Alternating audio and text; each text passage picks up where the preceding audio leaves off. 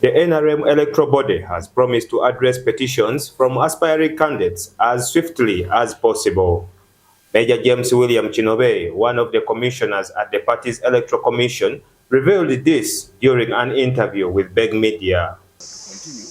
However, on our side also as a commission, we have a backlog of many complaints that had emerged from the election, right from the sub-county. We are categorizing each one of them. Those which were below the sub-county of the district, they already typed back. And those districts which are structurally have very big problems like Lira, Molata, Sembabule, and the Arua City, those ones we are also handling.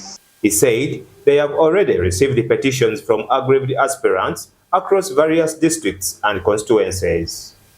He said that areas such as Arua City, Karamoja, Tororo City, and Imbale, among other districts, were some of the affected regions, and the Commission would respond to their issues promptly. Otherwise, short of that, most of the other problems we've been having them in just small segments of the election.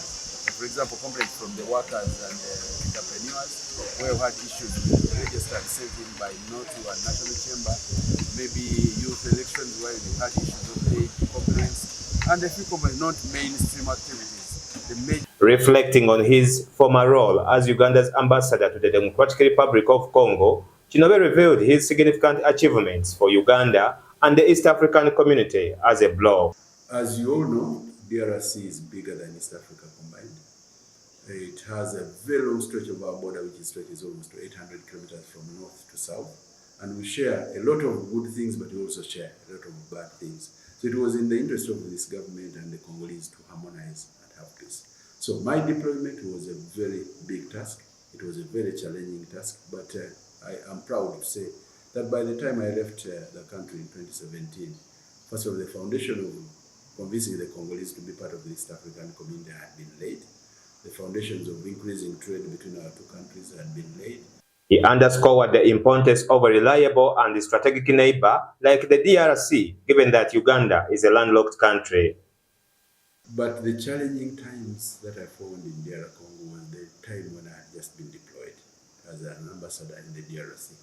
I was the first ambassador after the breakdown of our relations and the hostilities that we had between our two countries, which all of you know, started from the ADF attacks on us children, and then finally our position as Uganda to support the people of Congo who had decided to fight against Mobutu. Now, to the people of Eastern Congo, who are mostly our Swahili-speaking brothers and sisters, it was not a very big problem because most of the battles we were always fighting were affecting them directly.